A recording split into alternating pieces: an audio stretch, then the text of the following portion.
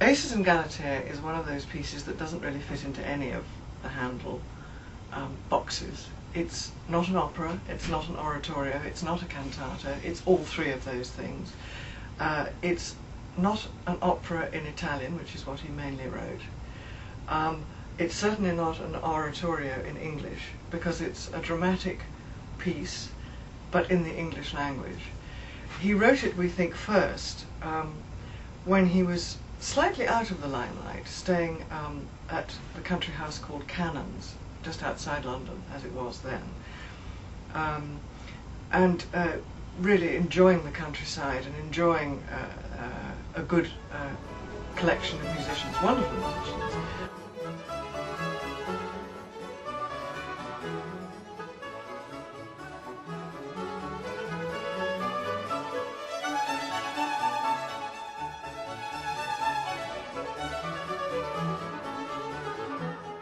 But he came across this English libretto of Acis and Galatea, and we think set it then.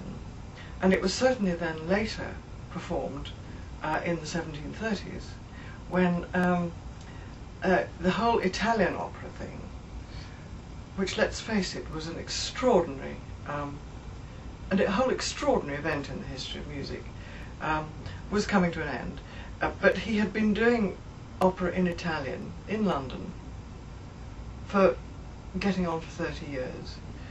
And that always strikes me as completely astonishing, because the subject matter was foreign, the singers were foreign, the language was foreign, and the audience, I can say this, English audience, was slightly Philistine about all those things. And yet they lapped up this Italian opera product because of the singers. And there were some spectacular singers brought in from Italy. And they were like rock stars, and they earned like rock stars, and they behaved like rock stars.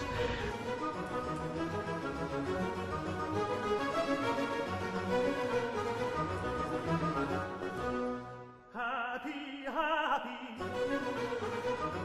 happy, happy, happy, happy, happy, happy. And eventually Handel got fairly fed up with this, and was drifting more and more to working in the language of the audience, which made lots of sense. And so he dug out his Acis and Galatea from 1717, 1780s, and brought it to London.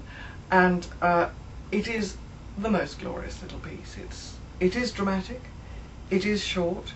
You can do it in a concert system, as we did, we will, and he did, or you can do it on stage, as is often done, and I have. It has a small number of characters, marvellous chorus writing, some exceptional orchestral, instrumental writing too, i.e. it fits the MOB bill perfectly, and we think it's a great way to start the season.